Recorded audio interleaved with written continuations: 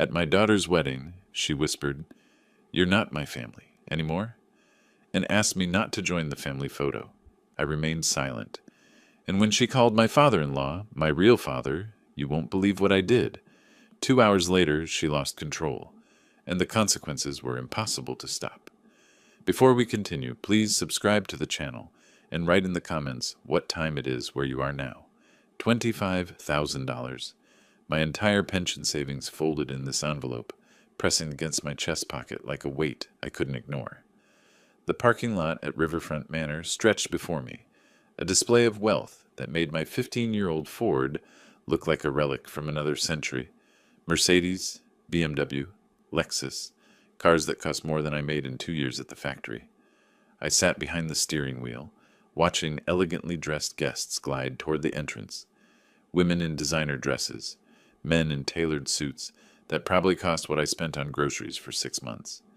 My own suit, the best I owned, suddenly felt cheap and ill-fitting. The envelope crinkled as I shifted. 6 months of 60-hour weeks. 6 months of skipped meals and canceled plans.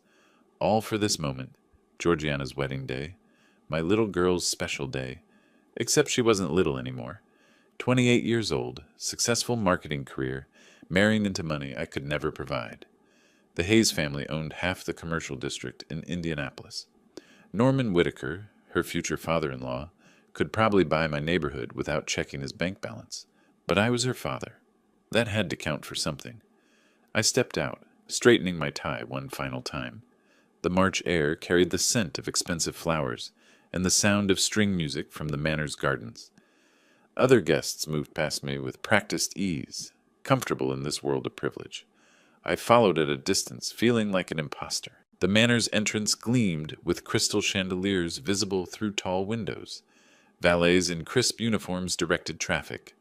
Everything sparkled with the kind of elegance that money could buy, the money I'd sacrificed to give Georgiana the wedding she deserved. "Dad?" I turned, heart lifting at the familiar voice. Georgiana stood in the doorway, radiant in her wedding dress. Silk and lace transformed her into something ethereal, a vision of bridal perfection.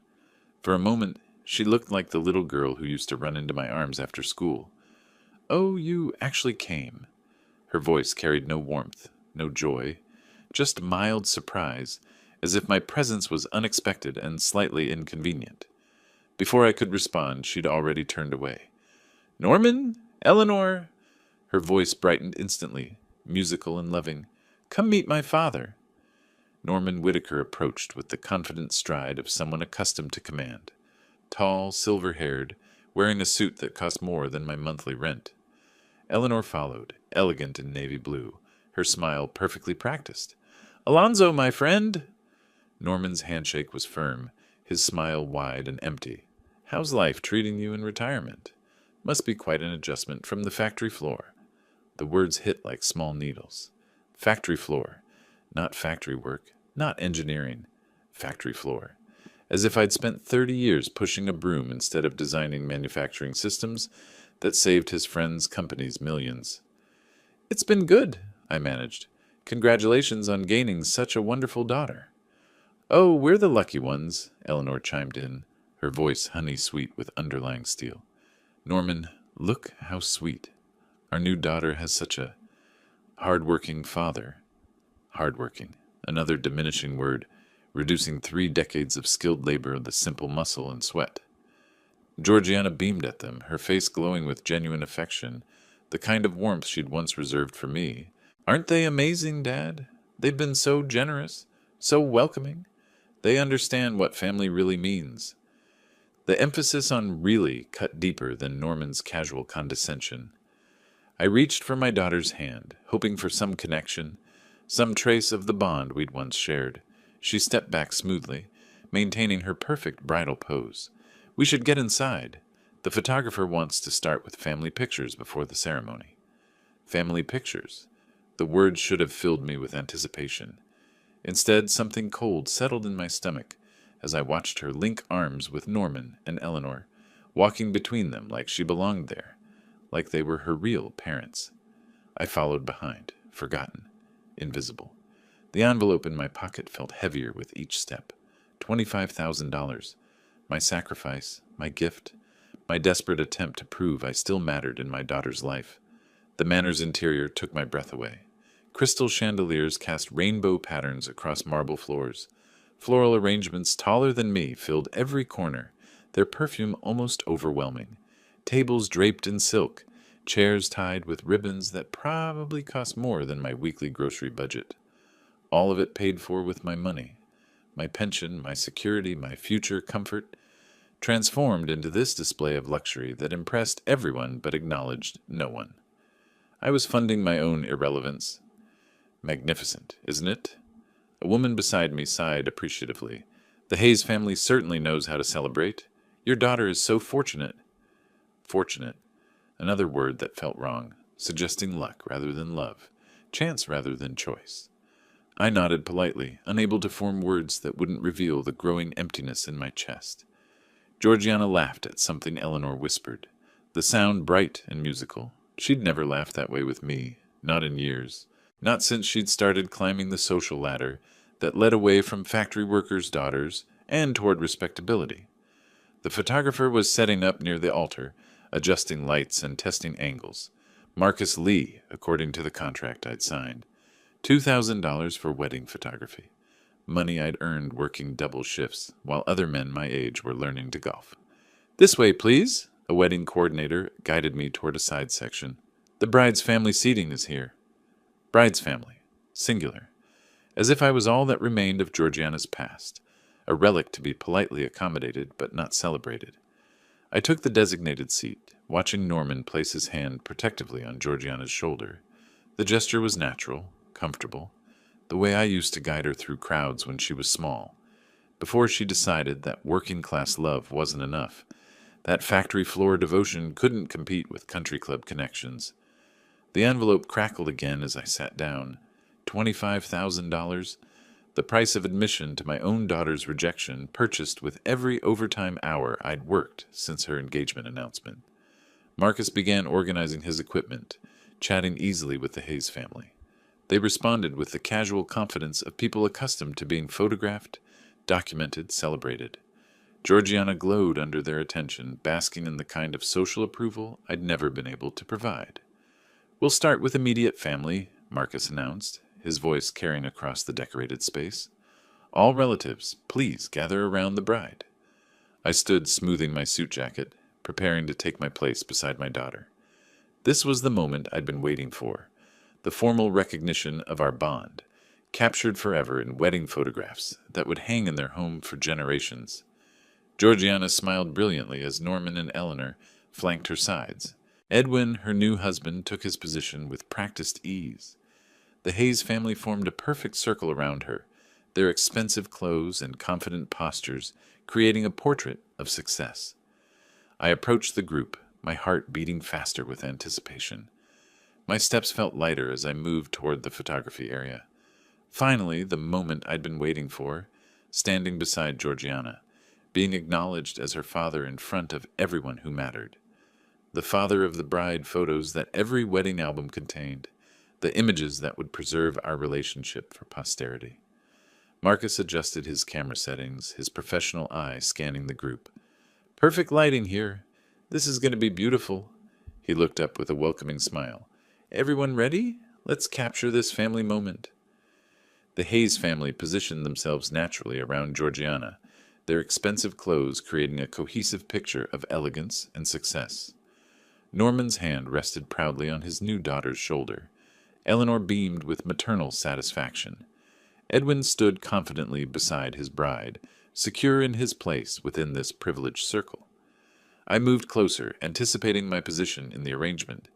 28 years of raising Georgiana alone, of attending every school play and parent conference, of working extra shifts to afford dance lessons and college tuition, all leading to this moment of formal recognition. Actually, Georgiana's voice cut through my approach like ice, I need to clarify something. She turned toward me, her expression shifting from radiant bride to something colder, more distant. The transformation happened so quickly that for a moment I thought I'd imagined it. Sorry, Dad, but you're not my family anymore. Her words carried across the space with crystal clarity. reaching every guest within hearing distance. These are my real family members now. The world shifted beneath my feet, not metaphorically, literally. The marble floor seemed to tilt. The crystal chandeliers blurred. The expensive floral arrangements became a spinning kaleidoscope of confusion. 28 years of bedtime stories, school plays, graduations, tears and laughter and dreams shared between father and daughter, erased with one sentence, deleted, declared null and void in front of strangers wearing $1,000 suits. "Honey, maybe we shouldn't—" Edwin's voice carried a weak note of protest, his discomfort visible even through my shock. "No, Edwin." Georgiana's tone brooked no argument. "It's time for changes. Hayes is my future now. This is my real family." She gestured toward the Hayes clan with obvious pride, her face glowing with the kind of love and acceptance I remembered from her childhood. The same expression she used to wear when I surprised her with ice cream or stayed up late helping with homework. Except now it was directed at people who'd known her for 2 years, while the man who'd raised her alone stood excluded, dismissed, erased from the family portrait like an unwanted shadow. Marcus lowered his camera, clearly uncomfortable with the tension he'd inadvertently triggered. Other guests had stopped their conversations, sensing drama unfolding. Whispers began spreading through the elegantly dressed crowd like ripples across expensive silk. "I understand." The words came from somewhere deep inside me, forced out through a throat that felt crushed. "Enjoy your photos." I turned away from the group, from my daughter, from the life I'd thought we'd built together. Each step felt like walking through quicksand, heavy and uncertain. The whispers followed me, curious and sympathetic and embarrassed all at once.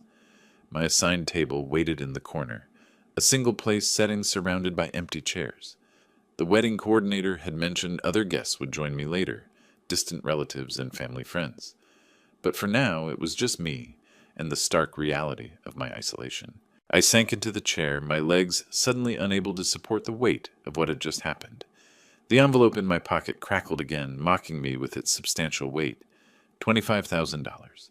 The price I'd paid to fund my own public humiliation. Behind me, Marcus resumed his photography session.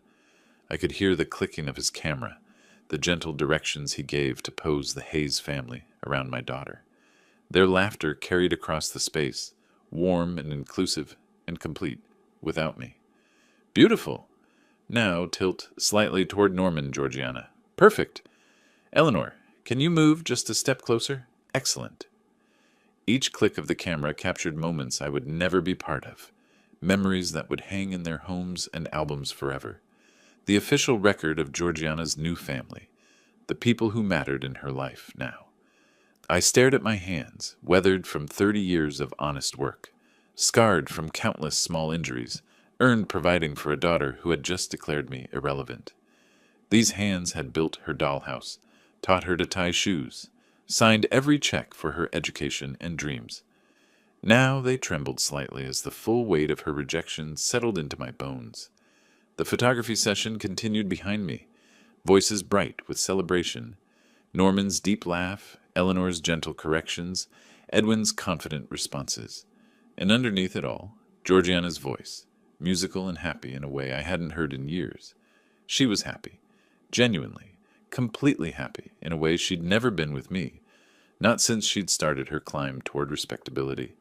The Hayes family gave her something I never could: social acceptance, financial security, the kind of approval that came from belonging to the right class.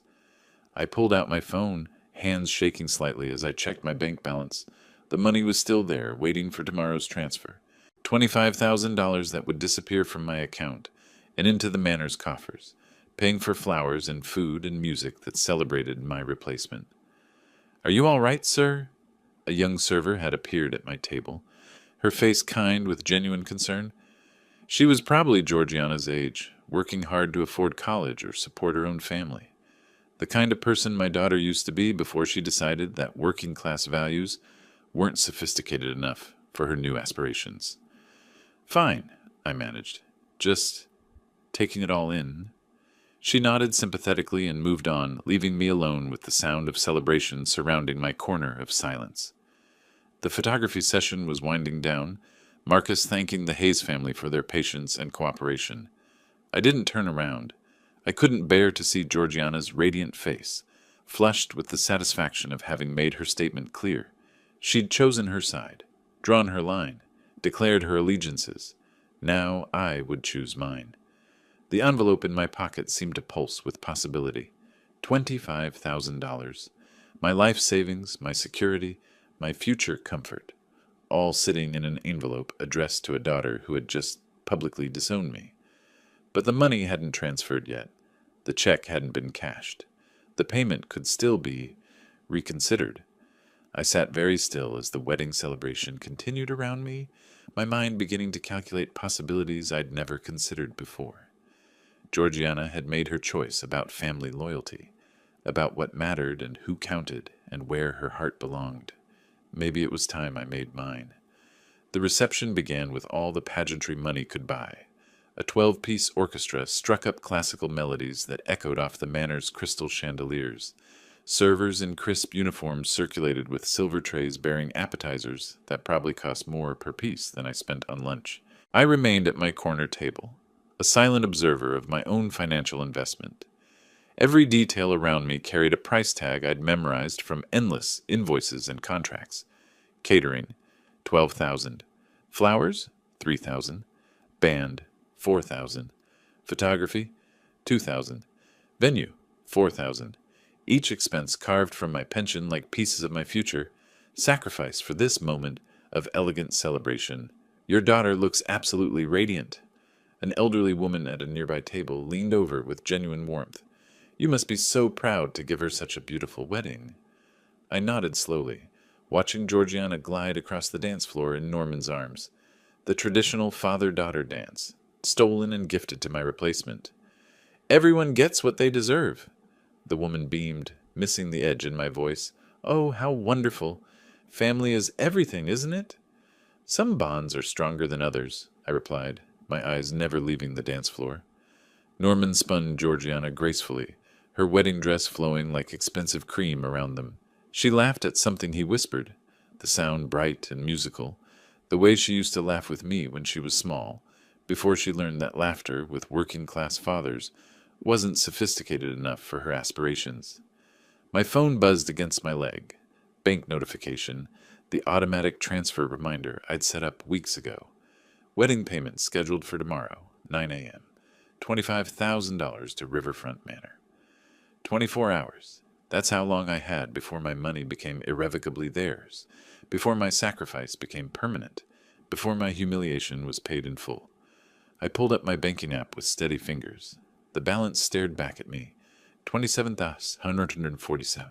My entire liquid worth, accumulated over decades of careful saving and overtime wages. Tomorrow it would drop to $2,147.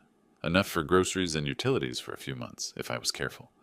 The dance ended to enthusiastic applause. Georgiana hugged Norman with obvious affection, then moved to dance with Edwin, while Eleanor wiped tears of joy from her eyes. A perfect family moment, documented by Marcus's camera, funded by my empty bank account.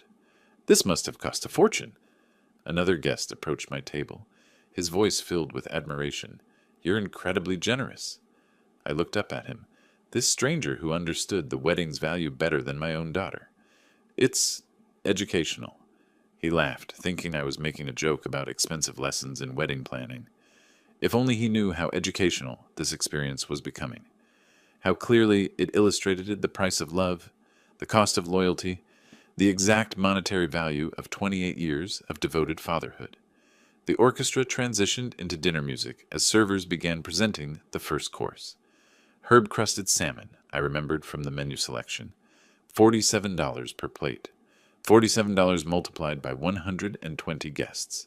Another $5,600 of my pension, served on china that cost more than my monthly car payment. I accepted my plate mechanically, unable to taste the expensive flavors. Around me, guests exclaimed over the quality of the food, the elegance of the presentation, the obvious expense of the celebration. They understood that someone had paid dearly for this luxury. They simply assumed that someone was happy to do so. I remember when my daughter got married, an elderly woman across the table shared, nostalgically. Such a special bond between father and daughter. Nothing compares to that moment of giving her away. I cut my salmon into precise pieces, each movement controlled and deliberate. Some daughters prefer to give themselves away. She looked puzzled but didn't pursue the comment, returning to her conversation about the beauty of the ceremony. I continued eating, continued watching, continued calculating. Georgiana moved between tables like a gracious hostess, accepting congratulations and compliments with practiced ease. She'd grown into this role naturally, as if born to navigate social gatherings where champagne flowed and small talk sparkled with insider references and shared connections. When she reached tables near the Hayes family section, her laugh became more genuine, her gestures more animated. When she approached working-class relatives and factory friends I'd invited, her smile remained perfect, but grew slightly strained, her conversations shorter and less engaged. She was editing her past in real time, graduating from one social class to another with the efficient brutality of someone who knew exactly what she wanted and who she had to discard to get it. My phone buzzed again, this time a text from my bank. Reminder, large transfer scheduled for tomorrow. Call customer service to cancel or modify. Cancel or modify. 3 words that held more power than any others in my vocabulary at this moment. 3 words that could transform this entire celebration from triumph to catastrophe in the space of a phone call. I stared at the message until the screen darkened, my reflection appearing in the black glass. 62 years old, gray-haired, wearing my best suit to my own daughter's rejection ceremony. I looked like what I was, an aging factory worker who'd saved every penny to afford one moment of importance in his daughter's life. That moment had come and gone. Now I was just an expensive guest at my own execution. The dinner courses continued with clockwork precision. Soup course, $18 per bowl. Salad course, $12 per plate. Each bite represented hours of overtime work, weekends sacrificed, small comforts denied. All so Georgiana could impress people who would judge her by the elegance of her reception rather than the love of her father. "Such a lovely wedding," someone commented to their companion. "The Hayes family certainly knows how to celebrate properly." The Hayes family.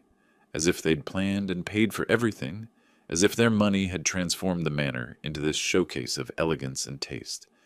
As if I was merely a footnote in their celebration, a working-class relative tolerated for form's sake. Marcus moved through the crowd, capturing candid moments between courses. Happy guests, loving family, perfect celebration. His camera never turned toward my corner table, where the man who'd made it all possible sat alone with his untouched champagne and growing fury. Eleanor rose from her chair, moving toward the microphone with the confidence of someone accustomed to public speaking. The crowd quieted expectantly, sensing an important moment approaching. "Ladies and gentlemen," she began, her voice carrying clearly across the decorated space, "I'd like to say a few words about our beautiful new daughter. Our daughter, not Alonzo's daughter who was marrying into our family. Our daughter, as if Georgiana had been born into the Hayes clan and raised in their world of privilege and proper connections." I set down my fork, my appetite completely gone. My hand moved unconsciously to the envelope in my pocket, fingers tracing the outline of the check that would complete my financial sacrifice. But Eleanor was still speaking, and something in her tone suggested this speech would deliver another blow, another reminder of my irrelevance in Georgiana's new life. I focused on her words, preparing myself for whatever came next. The champagne in my glass had gone flat. Its bubbles disappeared like my illusions about family loyalty. Around me, guests leaned forward attentively, ready to witness another moment of Hayes family eloquence. I waited, my hand still touching the envelope, as Eleanor prepared to deliver what I sensed would be the final insult to my decades of devoted fatherhood. Eleanor's voice faded as she handed the microphone to Georgiana with maternal pride. My daughter rose gracefully, champagne flute catching the light like a crystal beacon. The entire reception fell silent, 200 guests turning their attention to the radiant bride. For one desperate moment, hope flickered in my chest. Perhaps this was my chance for redemption. The traditional daughter's speech where she thanked her father for his love, his sacrifices, his unwavering support through 28 years of devoted parenthood. "Thank you all for sharing this perfect day with us," Georgiana began, her voice confident and musical. "I want to recognize the most important people who made this possible." She paused, scanning the crowd with practiced poise. Her eyes swept past my table without acknowledgement, landing instead on Norman and Eleanor at the head table. My grip tightened on my water glass. "Norman, you became the real father I needed, the one who showed me what paternal love should truly look like." Her voice carried across the hushed room with devastating clarity. "Unlike my biological father, you succeeded where well, let's just say you set the bar much higher." Gentle laughter rippled through the crowd. Polite, understanding chuckles from guests who thought they were witnessing charming honesty rather than calculated cruelty. My world collapsed into that single phrase, real father. 28 years of bedtime stories reduced to a punchline. Decades of overtime shifts transformed into comedic failure.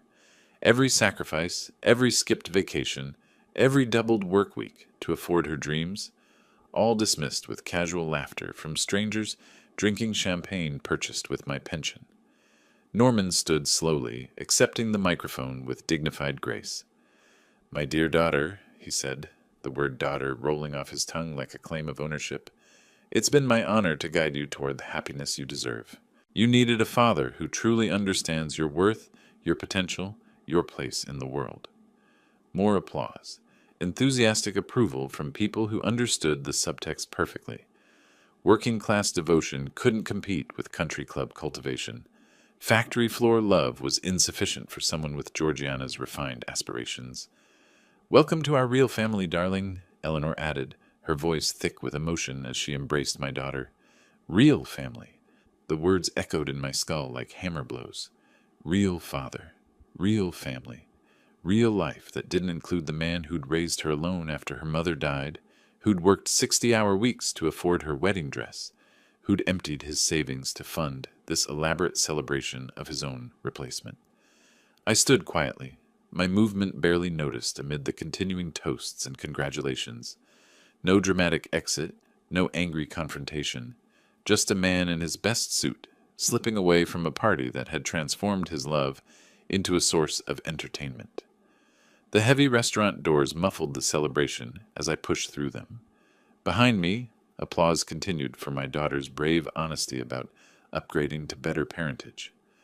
Ahead lay the parking lot and the cool March evening air that promised clarity I couldn't find inside. My footsteps echoed across marble floors as I walked away from 28 years of fatherhood, officially terminated by public vote and recorded by professional photographers who would preserve this moment in wedding albums forever. Real father. The phrase followed me into the night, like a curse I'd paid $25,000 to hear. Cool air hit my face as the restaurant doors closed behind me, cutting off the sound of celebration like a heavy curtain. Street lights illuminated the parking lot, where luxury vehicles sat gleaming in neat rows, their polished surfaces reflecting my isolation back at me through expensive chrome. My Ford waited in the corner, humble and functional among its prestigious neighbors. I walked toward it slowly, my footsteps the only sound in the suddenly peaceful evening.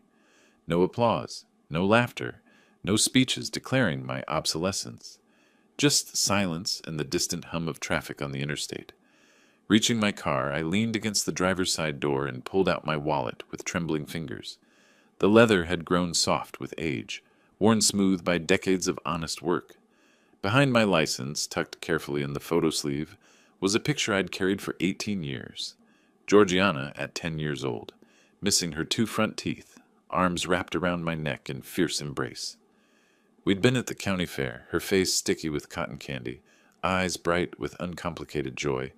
She'd won a stuffed elephant at the ring toss and declared me the best daddy in the whole world, before falling asleep in my arms on the drive home.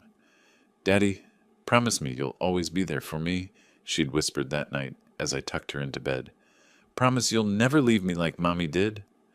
My throat tightened as I stared at that innocent face, trying to reconcile it with the woman who just publicly divorced me in front of 200 strangers.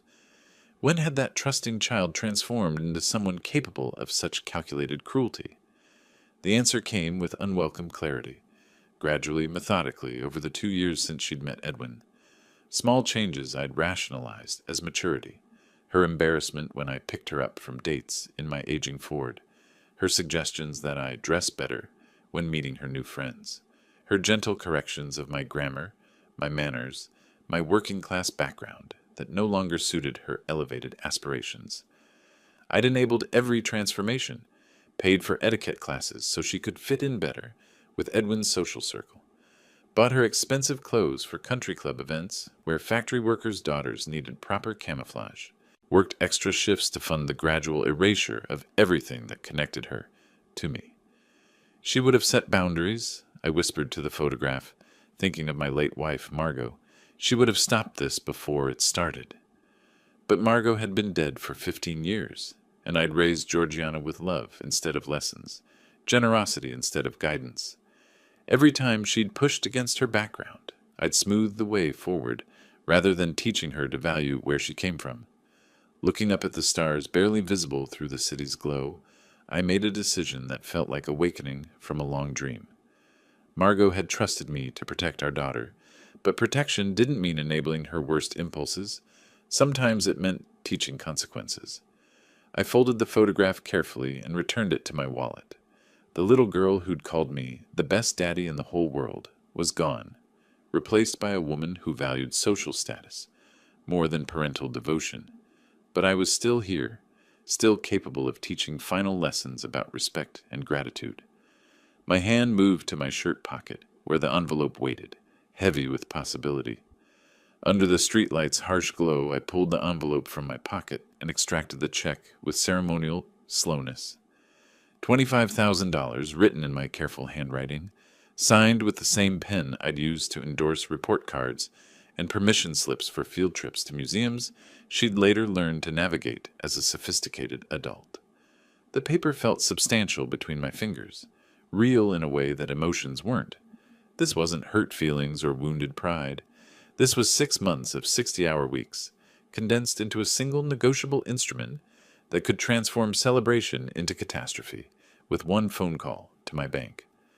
I studied my own signature, remembering the moment I'd signed it 3 weeks ago. I'd felt proud then, sacrificial in the way fathers should be when giving their daughters dreams. Now that signature looked like evidence of my own foolishness, documentation of how thoroughly I'd been played. $25,000, I whispered to the empty parking lot. 6 months of overtime shifts, skipped vacations, every small comfort denied. The mathematics were ruthless in their clarity. $12,000 for catering that would feed people who'd laughed at my inadequacy. $3,000 for flowers that would wilt tomorrow, while my humiliation lived forever in professional photographs. $4,000 for music that had provided soundtrack to my replacement ceremony. Each expense had seemed reasonable when I'd imagined walking my daughter down the aisle, dancing the traditional father-daughter dance, being acknowledged as the man who'd made her happiness possible. Instead, I'd funded my own funeral as her father, complete with eulogies delivered by her new family. She wants to treat me like a stranger, I asked the cold March air. Then I'll act like one. The decision crystallized with surprising peace. No anger, no revenge. Just the simple logic of cause and effect. Georgiana had chosen to publicly sever our relationship. I was merely honoring her choice by implementing its natural consequences. I tore the check in half with deliberate precision, the sound of ripping paper satisfying in its finality. One piece went into my left pocket, the other into my right, a commitment device that made reversal impossible without conscious deliberation. The liberation was immediate and overwhelming. For the first time in months, I wasn't carrying the weight of someone else's expectations. No daughter to impress, no in-laws to satisfy, no social obligations to fulfill with money I couldn't afford to spend. I straightened my tie and smoothed my jacket, composing myself for the return performance. This wasn't about revenge or punishment. This was education, the final lesson in a curriculum I'd started 28 years ago when I'd promised to raise a good person. I promised to take care of her, I said quietly, remembering Margot's trust and my own naive good intentions, not to enable her cruelty. Walking back toward the restaurant entrance, I felt calmer than I had all day. Let her show everyone who she really was when the bill came due. Let Norman and Eleanor demonstrate their commitment to their real daughter, when financial reality replaced social performance. I reached the heavy doors and paused with my hand on the brass handle, taking one deep breath before re-entering the world I'd just revolutionized. Behind those doors, a celebration continued in my honor, or what had been my honor before I'd reclaimed it for myself. The torn check pieces rested in separate pockets, like a secret that would soon transform into the most expensive lesson in respect that money could buy. The heavy doors swung closed behind me with muffled finality, sealing out the cool evening air and returning me to the warm bubble of celebration. Crystal chandeliers cast the same golden light, the orchestra played the same elegant melodies, and guests continued their animated conversations over champagne and expensive appetizers. But everything had changed, not the scenery, the observer. I walked through the reception with measured steps, no longer the anxious father seeking approval. The torn check pieces in my pockets felt like weapons, small paper bombs that would detonate when the moment was right. Each guest I passed, each flower arrangement I noticed, each note from the 12-piece orchestra represented money that would soon become someone else's problem. My table waited exactly as I'd left it, the untouched champagne flute still reflecting light from above. I sat down slowly, arranging my napkin with deliberate care, and began to watch the celebration with new eyes. Georgiana danced with her bridesmaids near the center of the room, her laughter bright and musical as she gestured toward the elaborate floral displays. "Look at this venue! Edwin spared no expense for our special day," she told her maid of honor, spinning in her $3,000 dress. Well, technically, Daddy paid for everything, but Edwin chose all the beautiful details. Technically, Daddy paid, as if my 6 months of overtime shifts were a minor technicality in their grand romantic story. At the head table, Edwin clinked glasses with Norman, both men wearing the satisfied expressions of successful negotiators. "Thank goodness for her father covering the wedding costs," Edwin confided, loud enough for nearby tables to hear. "This would have taken us a year to save for, maybe 2. It's wonderful when simple people understand their place in supporting better things." Simple people. The phrase rolled off his tongue with casual contempt, as if factory workers existed purely to fund the dreams of their social betters. I gripped my water glass tighter, feeling the torn paper rustle in my pocket. "You must be so proud." An elderly guest at a neighboring table leaned toward me with genuine warmth. What a generous gift to give them this perfect wedding. The venue, the flowers, everything is just magnificent. "Everyone gets exactly what they deserve," I replied quietly, my voice carrying undertones she couldn't interpret. She beamed and turned back to her conversation, missing the promise hidden in my words. Around me, the celebration continued with expensive momentum. Servers circulated with silver trays bearing $40 appetizers.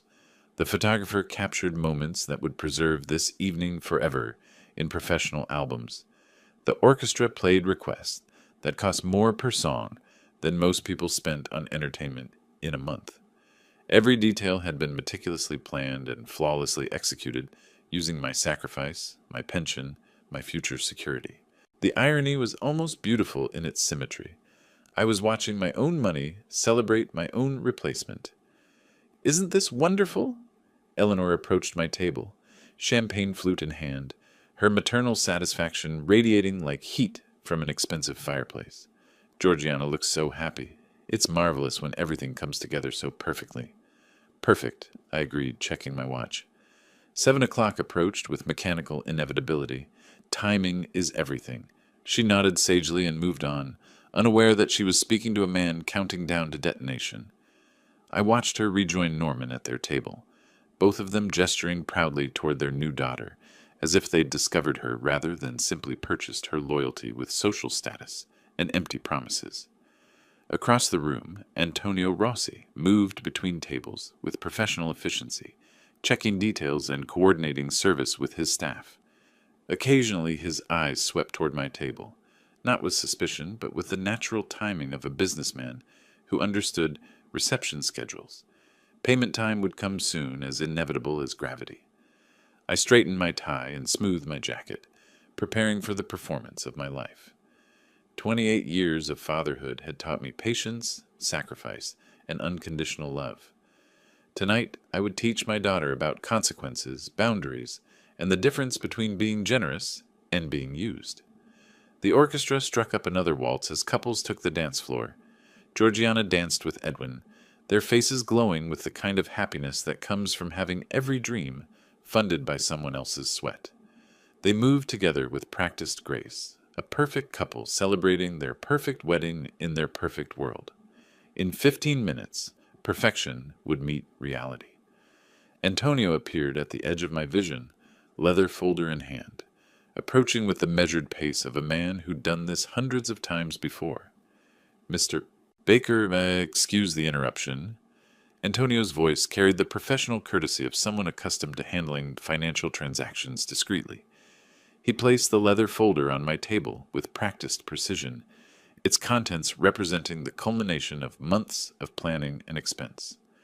It's time for the reception payment settlement. Here's the final itemized bill. I opened the folder slowly, examining numbers I'd memorized weeks ago. Catering, $12,000. Venue rental, $4,000. Floral arrangements, $3,000. Photography, $2,000. Music and entertainment, $4,000. Each line item represented hours of overtime work, weekends sacrificed, small comforts denied. The total sat at the bottom in bold figures. 25,000 dashes. Georgiana glided over from the dance floor, Edwin following at a respectful distance. Her face carried the confident glow of someone who'd never doubted the outcome of any financial negotiation in her life. Dad, you know our arrangement. Her tone was casual, almost dismissive, as if discussing a tip for the parking valet. Time to settle up for the celebration. Everything looks perfect, doesn't it?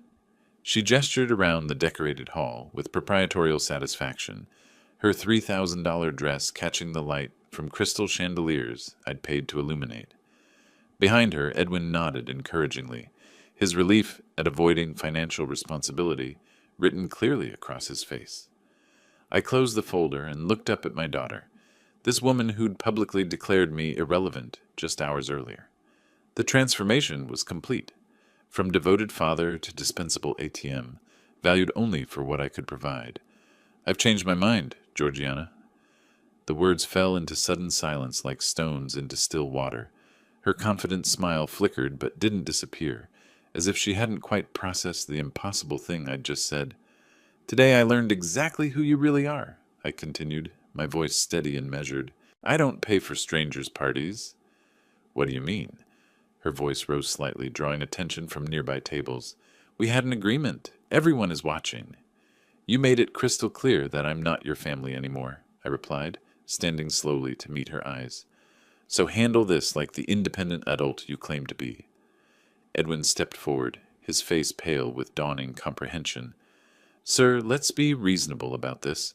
We can discuss the details privately, work out some arrangement. Nothing to discuss. I kept my voice conversational, almost friendly. She chose her real family today. Let them pay like real family does. The color drained from Georgiana's face as the implications hit her. Around us, conversation had quieted as guests sensed drama unfolding. The elegant bubble of celebration developed its first crack, a hairline fracture that would soon become a devastating break. But Daddy, she began, the childhood endearment slipping out in her panic. I'm not your daddy, remember? I picked up my water glass and took a measured sip. Norman is your real father now. I'm sure he'll be happy to demonstrate his commitment to his real daughter. Antonio shifted uncomfortably, his leather folder still open on the table, the unpaid bill exposed like a wound. This wasn't how these conversations typically went. In his experience, wedding payments were routine affairs, handled with gratitude and celebration, not family warfare conducted over itemized invoices. Georgiana's hands trembled slightly as she gripped the back of an empty chair. This isn't... You can't just... What am I supposed to tell everyone? Tell them whatever you want, I replied. You're very good at creative storytelling when it serves your purposes. Edwin looked desperately between his wife and me, clearly out of his depth in a crisis that threatened to destroy the perfect evening he'd assumed was guaranteed. There has to be some misunderstanding here. Surely we can... No misunderstanding? I interrupted. Everything is perfectly clear. You got the wedding you wanted, from the family you chose. Now comes the bill. I watched my daughter's face cycle through emotions: disbelief, anger, panic, and finally, the first stirrings of genuine fear. For 28 years, she'd never doubted my support, never questioned my willingness to sacrifice anything for her happiness. That certainty was dying in real time, visible in her widening eyes. Georgiana turned desperately toward the head table where Norman and Eleanor sat, their faces showing the first signs of concern as they noticed the disturbance at my table. Georgiana's heels clicked rapidly against the marble floor as she hurried toward the Hayes family table, Edwin close behind her. I remained seated, watching the drama unfold with the detached interest of someone observing a carefully orchestrated experiment in human nature. Norman looked up from his conversation as his daughter-in-law approached, his patrician features showing mild concern at her obvious distress. Eleanor set down her champagne flute, her perfectly practiced smile faltering slightly. "There's been a misunderstanding with my father," Georgiana began, her voice carefully controlled despite the panic I could see building behind her eyes. "He's having second thoughts about the payment arrangement, something about feeling unappreciated." She forced a laugh that sounded like breaking glass. "You know how emotional older people can get. I'm sure we can work this out, but in the meantime—" She paused, clearly struggling with the words she'd never imagined having to say. "Could you help us with the reception payment? Just temporarily, until we sort out this silly confusion?" Norman's expression shifted almost imperceptibly, the generous patriarch transforming into a calculating businessman. "Well, son," he said, addressing Edwin while pointedly ignoring Georgiana's direct appeal, "we've already committed quite substantially to your honeymoon arrangements. The European tour, the first-class accommodations. Finances are rather tight at the moment."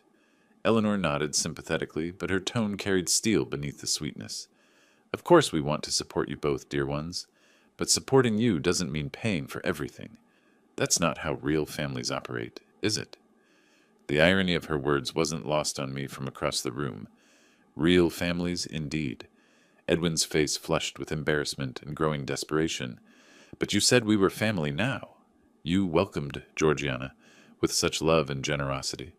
Families help each other during unexpected crises. "And we are family, darling boy," Eleanor replied, patting his arm condescendingly. "But we're not automatic funding sources. Surely you can manage your own financial obligations without expecting us to rescue you from every little difficulty." Norman straightened his expensive tie with practiced authority. "The wedding arrangements were made between you and your father-in-law. We assumed, naturally, that competent adults had handled their responsibilities appropriately." I watched Georgiana's face crumble as her new family revealed their true nature under the first sign of financial pressure. The loving, generous people who'd embraced her so warmly were showing their carefully hidden selfishness with surgical precision. "Quick, the gift table!" Georgiana whispered urgently to Edwin, abandoning diplomacy for desperate pragmatism. "We need to open the envelopes, count everything. Maybe there's enough to cover at least part of it." Edwin nodded miserably and followed her to the elegantly decorated gift table, where envelopes and wrapped packages sat in careful arrangement. Under the curious stares of nearby guests, they began the humiliating process of tearing open wedding gifts to count cash donations. "This one's from your co-workers," Edwin muttered, extracting bills from an envelope. $200. He moved to the next. "Your cousin Sarah. $150. The amounts accumulated slowly. 50 here, 100 there, occasionally a more generous, 200 or 300 from closer relatives. Georgiana's hands shook as she calculated running totals, her perfect wedding composure disintegrating with each opened envelope. Guests at nearby tables watched with uncomfortable fascination as the bride and groom conducted an impromptu audit of their own wedding gifts. "How much so far?" she asked, her voice tight with suppressed panic. "Maybe 4,000, Edwin replied quietly. 5 at most. The photographer and the band, we could probably cover those, but the catering and venue—" He didn't need to finish the sentence. Even with every envelope opened and every gift monetized, they were facing a shortfall that would leave significant debts unpaid and vendors unsatisfied. Antonio appeared at their makeshift counting station, his professional patience beginning to show strain. I don't mean to pressure you, but we do have other events scheduled. The kitchen staff is waiting to clean up, and we need to settle accounts this evening. Georgiana looked up at him with eyes that had learned what desperation felt like. Gift money scattered across the table told the mathematical story of her situation. Generous, but insufficient. Loving, but inadequate.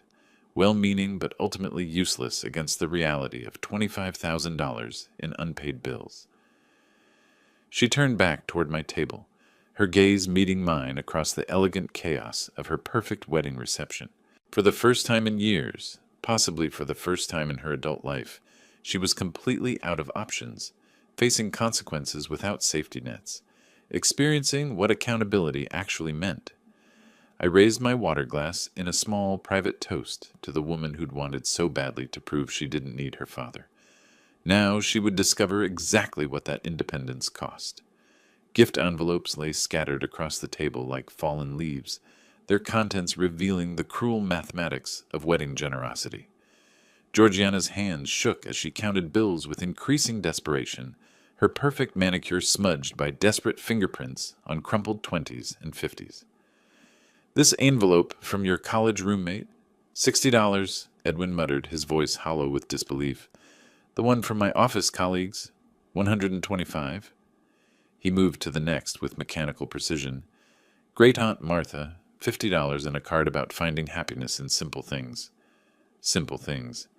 The irony wasn't lost on me as I watched them audit their own celebration, reducing wedding wishes to currency that fell perpetually short of their desperate need. "How much total?" Georgiana asked, her voice stripped of its earlier musical confidence. "Maybe 7,800, Edwin replied, his accounting background lending unwanted precision to their humiliation. "Less than 8,000 total." $8,000. A generous sum that would have seemed miraculous to most young couples, but pathetically inadequate against the $25,000 obligation I'd withdrawn. They could cover Marcus's photography fees, pay the musicians, settle the decorating costs, but the $12,000 catering bill loomed like an unpayable mountain of debt. Marcus Lee approached their makeshift counting station with professional discretion. "Mrs. Hayes, I believe this covers my services completely."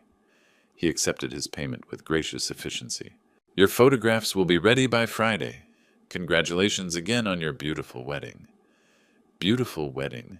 The phrase hung in the air like incense from a funeral service, as Marcus packed his equipment and departed, one vendor satisfied, others still waiting with growing impatience. "We could pay the band," Edwin suggested weakly, grasping for any solution that felt like progress. Get them settled and focused on the big problem. They managed the music payments next, watching their precious pile of gift money shrink with each transaction while the catering debt remained untouched, immovable, a financial boulder blocking their path to celebration. Antonio checked his watch with the practiced motion of someone accustomed to business schedules. "Mrs. Hayes, I need the catering payment resolved now. I have policies about outstanding balances, and my evening shift is waiting to complete cleanup." Policies. The word carried weight that social expectations couldn't match. Antonio wasn't family to be charmed, or friends to be persuaded.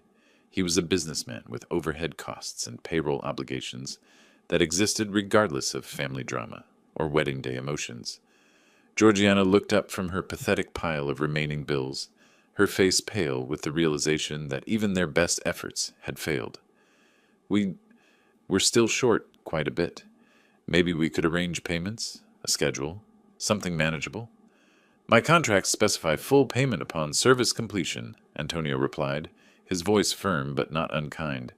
$12,000 was the agreed amount. I provided the agreed service. I need the agreed payment." Desperate measures demanded desperate choices. Georgiana turned back toward my table, her pride crumbling like expensive makeup in summer heat. This wasn't the confident woman who declared me irrelevant just hours earlier. This was someone learning what real powerlessness felt like. "Dad, please!" Her voice carried across the room with humiliating volume. "I'm sorry for everything I said earlier. Can you just cover the catering? I'm begging you here." Begging. The word she'd never had to use in 28 years of my unconditional generosity. I looked up from my untouched champagne, meeting her desperate eyes with calm indifference. "No, Georgiana." My voice carried clearly with outraised volume. "You made your choice about family today. Learn to live with the consequences." Her face crumpled as the final door slammed shut. Edwin tried one last appeal, his financial training searching for angles that didn't exist. "Sir, surely we can reach some accommodation. Family helps family during difficult times." "Exactly," I replied, letting the word's implications settle. "Family helps family. But you made it very clear we're not family anymore." Antonio cleared his throat, checking his watch with growing impatience. "You have 10 more minutes to resolve this payment issue. After that, I contact my security service for debt collection procedures." 10 minutes. The wedding reception had become a game show with a very expensive clock, ticking down toward consequences that would make this evening unforgettable for all the wrong reasons. Antonio's voice cut through the reception chatter like a dinner bell, commanding immediate attention from every guest within hearing distance. "Ladies and gentlemen, I apologize for this interruption, but I have a business matter that requires immediate resolution." The orchestra stopped mid-song. Conversations died instantly. 200 faces turned toward the drama unfolding around the gift table, where scattered envelopes and crumpled bills told the story of financial desperation. "Mrs. Hayes currently owes $12,000 for catering services provided this evening," Antonio announced with professional clarity that made privacy impossible.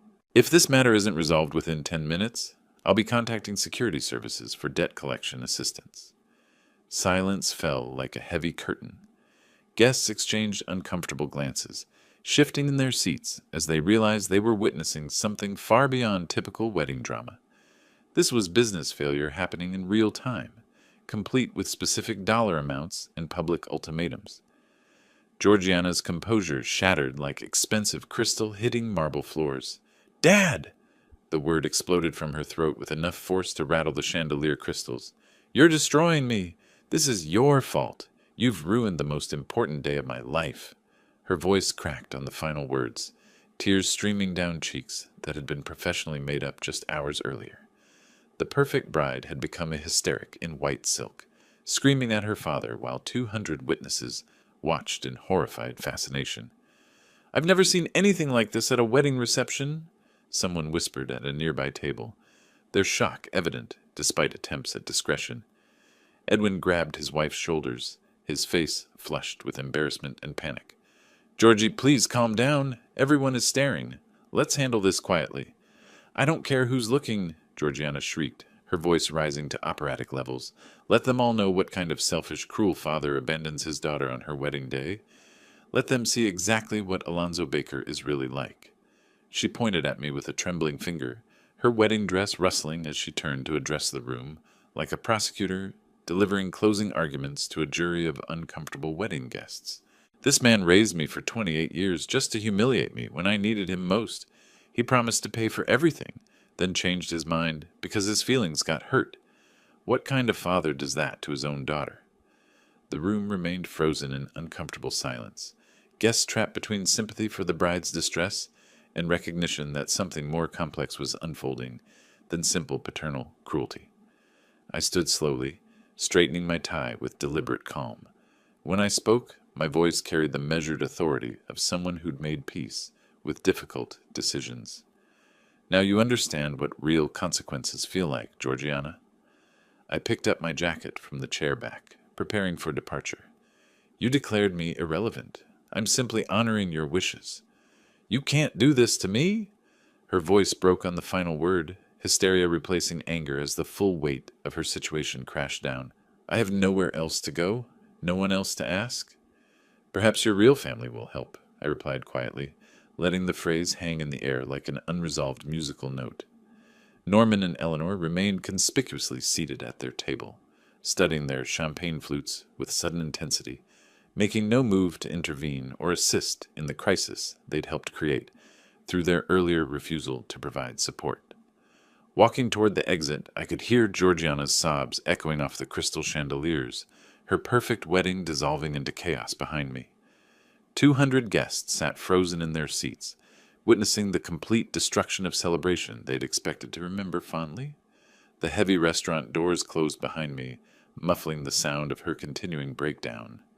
I walked across the parking lot toward my Ford, each step carrying me further from 28 years of one-sided devotion and closer to a future defined by self-respect rather than endless giving. Behind me, the elegant facade of Riverfront Manor contained the ruins of perfect celebration where a woman was learning that actions have consequences and choices have costs that can't be paid with tears or accusations. My Ford started with the reliable rumble of 15 years' faithful service, a sound that had never seemed more welcoming than in this moment of complete transformation. I pulled out of the Riverfront Manor parking lot slowly, watching the elegant venue shrink in my rearview mirror until it disappeared entirely behind suburban trees and streetlights. The drive home took me through neighborhoods I'd navigated thousands of times, but tonight they looked different. Not because the scenery had changed, but because the man behind the wheel was no longer the same person who'd driven this route just hours earlier. Indianapolis at night had a peaceful quality that contrasted sharply with the chaos I'd left behind. Traffic lights cycled through their colors with mechanical precision. Late evening joggers moved along sidewalks with purposeful rhythm. Normal people living normal lives, unburdened by ungrateful children or toxic relationships disguised as family obligations.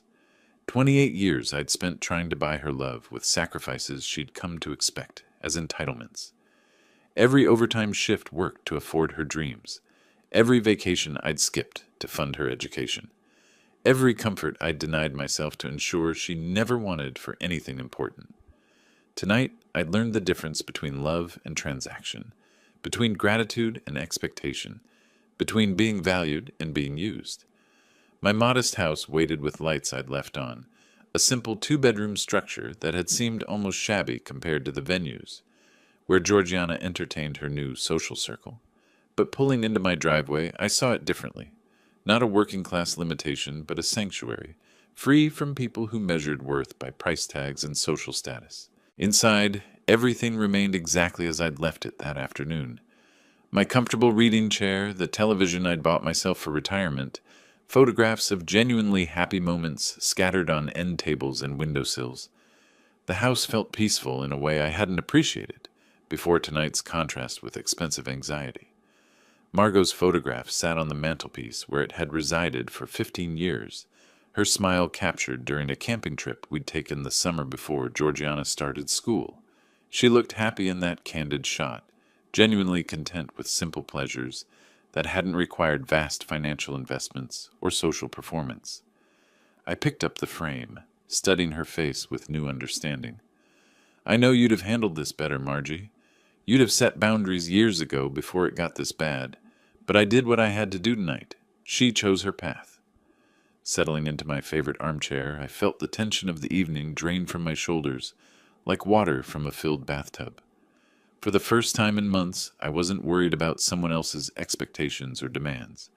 No daughter requiring financial rescue, no in-laws demanding social performance, no obligations beyond my own comfort and well-being.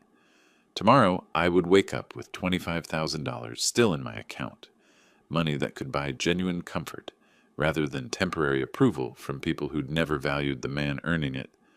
I could travel if I wanted, upgrade my home, pursue hobbies I'd abandoned during decades of child-rearing and working to fund other people's dreams. 28 years I spent trying to buy her love, I said to Margot's photograph. Tonight I learned you can't purchase respect. Some people only understand consequences.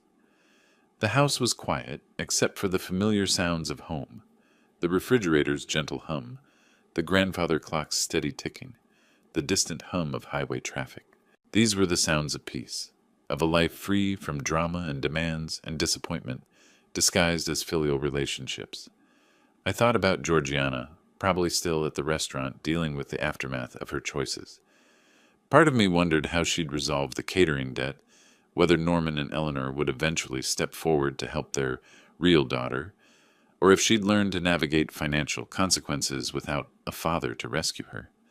But mostly I felt relief, clean, pure relief at being free from relationships built on what I could provide rather than who I was. Tonight had been expensive in ways that had nothing to do with money. The cost of finally understanding that enabling isn't love, that boundaries aren't cruelty, that self-respect sometimes requires difficult choices. I placed Margot's photograph face down on the side table, a symbolic closing of that chapter of my life when I defined myself through other people's needs and expectations. Tomorrow would begin differently, focused on a man who'd earned the right to live for himself after decades of living for others.